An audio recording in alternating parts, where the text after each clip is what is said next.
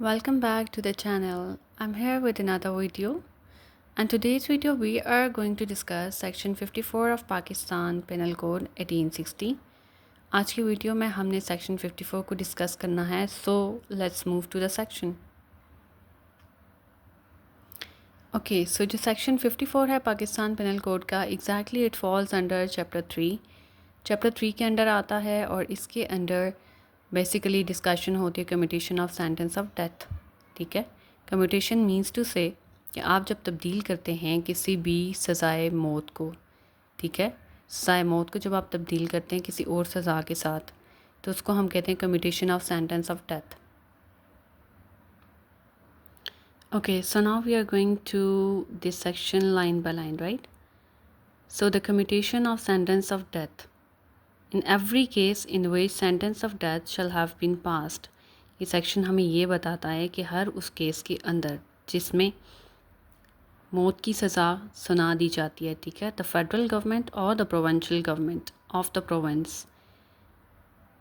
Federal government या provincial government उस सूबे की within which the offender shall have been sentenced, जिस सूबे की लिमिट्स के या jurisdiction के अंदर उस बंदे को सज़ा सुनाई गई है, without the consent of the offender, अब उस offender की मर्ज़ी के बग़ैर, ठीक है, commute the punishment for any other punishment provided by this court.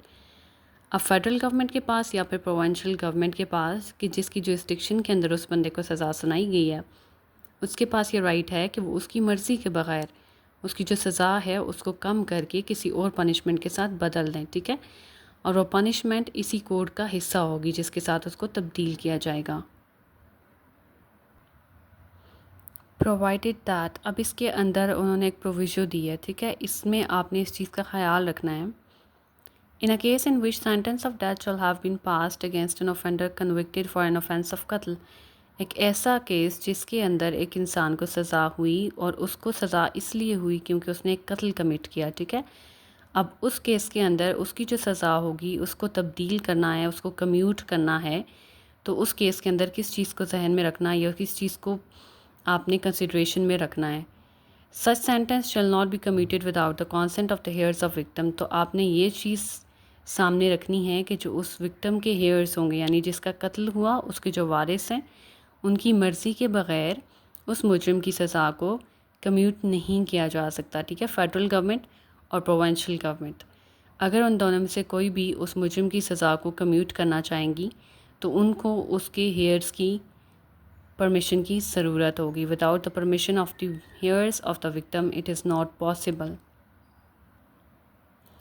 सो इस सेक्शन का जो बेसिक क्रक्स है वो ये है कि जब भी किसी को सज़ाए मौत होगी, ठीक है, उसको जब तब्दील करना चाहेगी प्रोविंशियल गवर्नमेंट हो या फेडरल गवर्नमेंट हो, तो उसको तब्दील करने के लिए ये ज़रूरी है कि वो उसको चेंज तो कर सकते हैं, बट लेकिन अगर कत्ल का केस होता है जहाँ पर वो उस मुजरिम की सज़ा को बदलना चाहें तो वहाँ उसके हेयर्स की आपको कॉन्सेंट की ज़रूरत पड़ेगी, ठीक है.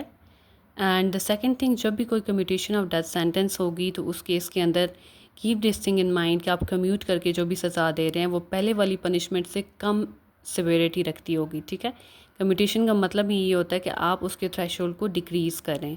आप किसी भी सज़ा को किसी कम सज़ा के साथ बदलना चाह रहे हैं, लेकिन जिस सज़ा के साथ आप बदलेंगे वो within this code exist करती होगी, right. That also falls under this Pakistan penal code. So ये सेक्शन इख्तियार देता है फेडरल गवर्नमेंट को और प्रोविंशियल गवर्नमेंट को कि जब भी किसी को कत्ल की सज़ा होगी तो उस केस के अंदर ये दोनों राइट रखते हैं कि ये उस मुजरिम की सज़ा को तब्दील कर सकें.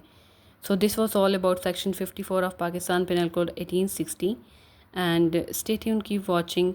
We are coming up with the next sections of this code. Thank you.